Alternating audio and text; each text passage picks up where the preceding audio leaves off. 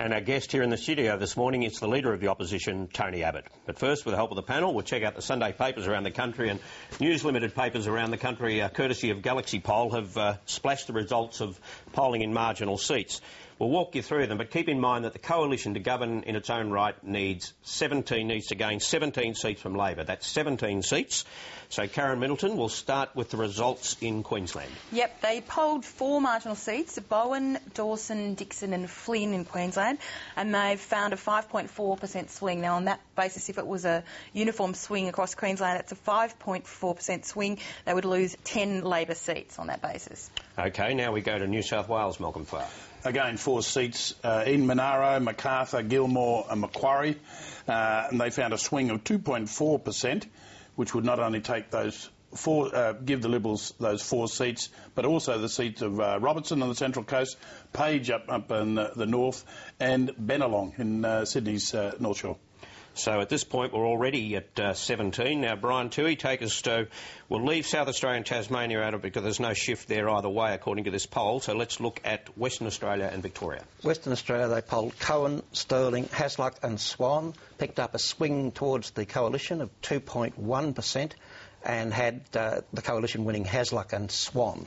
So we're now at 19 seats for the coalition. OK, Victoria. No, come back a little. In Victoria, they polled Corangamite, Deakin, McEwen and Latrobe, found a swing to Labor, the opposite way, of 1.6%, which gave Labor McEwen and Latrobe. OK, let's look at the final tally now then, and you'll see that we're bang on where the coalition needs to be to govern in its own right with the 17 seats. That's 19 gains, 2 losses, 17 in total. Now, let's talk about the credibility of this. Given that it makes some heroic assumptions here, that if there's a 4% swing, then they apply that right across the board to all of the seats. They don't take account of any local factors. No, and also a couple of things here. Two of the 4 seats are actually held by the Liberal Party at the moment. In New South Wales, that's Gilmore and Macarthur.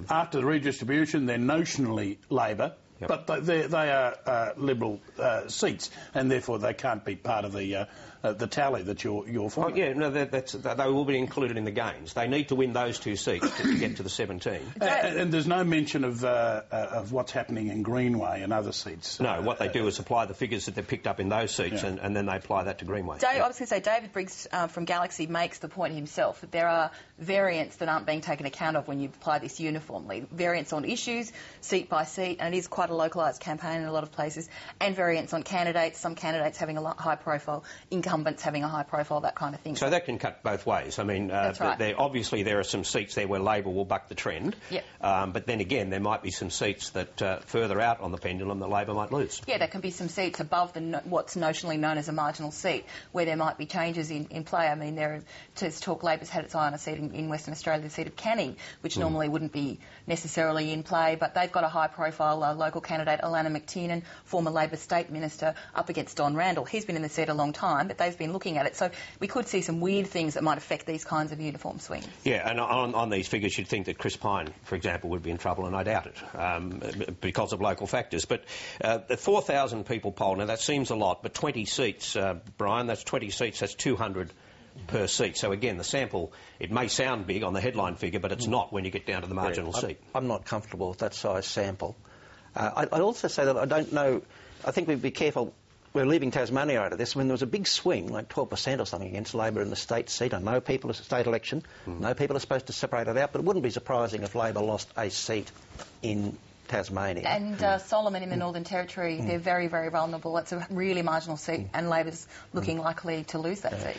And the Greens vote, 10%, whichever poll you look at, this one or any other, that Greens figure is in double figures. It's pretty high. Labor's hoping that those preferences will flow back to them in a substantive enough way that it'll make up for the loss of a primary vote. But those national primary vote figures are still pretty low for Labor. That's what's left out of this too, that in Victoria, where Labor looks like it's doing well, if anywhere that there's going to be a lower house seat go to the Greens, it would be in Lindsay Tanner's seat of Melbourne. Lindsay's retiring. He must have had some following there, I would have thought. So they must have some chance in that seat. And if the Greens win that, of course, then that sort of window of opportunity for a hung parliament grows out to 4 seats with 3 independents. And then Parkes, I'm told that Parkes could yet turn up a surprise and there could be another independent come in there. So it could be a window of 5 seats in that sort of hung parliament margin. Just finally, Malcolm, on preferred Prime Minister in Queensland, Julia Gillard 45, Tony Abbott 38. Now that seems to contradict everything that we've seen. It does, and it's been consistent all campaign. Julia Gillard, no matter the state, has been the preferred Prime Minister. To a degree, you've got to look at the other findings and sit back a bit and say that, well, two things are happening here. One is preferred Prime Minister doesn't really count that much, and people point to Jeff Kennett, who was really on the nose personally, but won the election and became a Victorian hero. The other way you've got to look at it is accept the contradiction that it implies, that people who think Julia Gillard is performing well and should be the preferred Prime Minister are not going to vote for Labor. That's very hard to accept. I think it explains why Julia Gillard kept saying, it's a choice between me and Tony Abbott. And it's a bit off-putting in terms of ego, and I would wish she'd use the word we a little more often, but you can see why she's doing it.